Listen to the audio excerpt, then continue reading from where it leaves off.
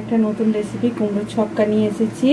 আমার এখানে 200 গ্রাম পটল নিয়েছি কেটে, আর 300 কুমড়ো আর 250 আলু নিয়েছি। কুমড়োর ছক্কা বানানোর জন্য আমরা প্রথমে ফোড়ন দেব শুকনো লঙ্কা, তেজপাতা আর গোটা জিরে। তারপরে আদা লাগছে আমার 2 চামচ, হলুদ গুঁড়ো 2 চামচ, লঙ্কা গুঁড়ো 1 চামচ, একটা ছোট সাইজের টমেটো, আর ছোলাটা আমি আগে থেকে ভিজিয়ে রেখেছিলাম। এটাই আমার।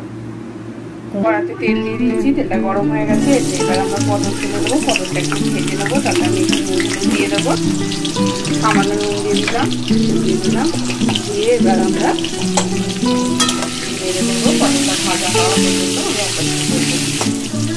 দেখুন বন্ধুরা, আমাদের পটলটা ভাজা হয়ে গেছে। এবার আমরা একটা জায়গায় তুলে নিচ্ছি পটলটা। আমরা ওই তেলেই একে একে ফোড়নগুলো দিয়ে দেবো। আমি লঙ্কাটা একটু খালি করে নিলাম, কেটে যাওয়ার পরে জিরে দিয়ে দিলাম, তেজপাতা মাঝখান থেকে খালি করে দিলাম। তারপর ফোড়নটা 1-2 সেকেন্ড নাড়াচাড়া করে হয়ে গেছে। এবার আমি এতে আলু আর কুমড়োটা দিয়ে দেবো, দিয়ে আলু কুমড়োটা একটু নিয়ে দিলাম, একটু ভাজা ভাজা হোক। তারপর আমরা আসছি আলুটা কুমড়োটা একটু ভাজা ভাজার মতো হয়েছে, মাঝখানে একটু ফাঁকা করে এবার ওখানটা আমি আদা বাটা দেবো। দেখুন আমি আদাটা দিয়ে দিলাম, দিয়ে আদাটা 2-3 মিনিট নাড়াচাড়া করে নেবো।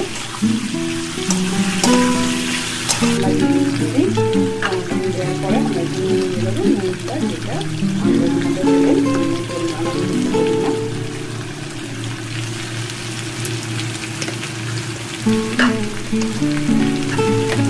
পরে টমেটোটা সামান্য চলে যাওয়ার অপেক্ষা করবো।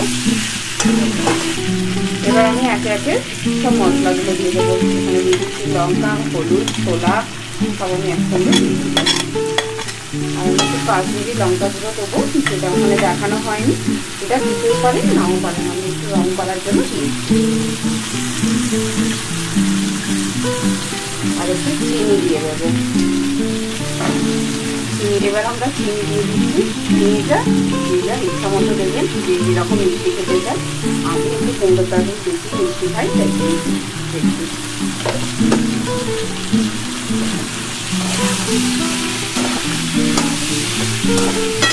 আমরা আগে থেকে ভেজে রাখা পটলটাও আমি এর মধ্যে দিয়ে এবার কষিয়ে নেব।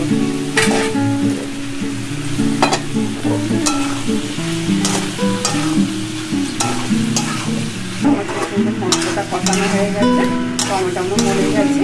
এবার আমি সামান্য পরিমাণে জল দিয়ে দেবো, কারণ আমার আলুটা সেদ্ধ মতোই আছে। আমি অল্প জল দেবো,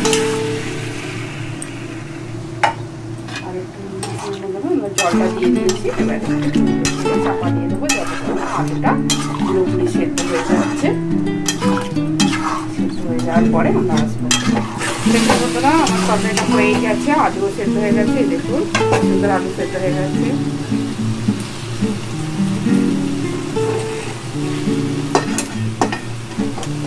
আলু সেদ্ধ হয়ে গেছে। এবার আমরা এর মধ্যে একটু বাটার দিয়ে দেবো। কেউ ঘিও দিতে পারেন, আমি ঘিয়ের গন্ধটা নিতে পারি না বলে আমি বাটার দিচ্ছি। এখানে ঘি দিলেও এক কাজ করবে। আর এটা বলতে ভুলে গেছি, আমি এখানে ভাজা মশলাটা আমি করে রেখেছিলাম আগে থেকে। আমার এখানে এলাচ আর জিরে, ধনে একসঙ্গে গুঁড়ো করে রাখা আছে কাঠখোলায় ভেজে। আপনারা এটাও দিতে পারেন বা গরম মশলাও দিতে পারেন।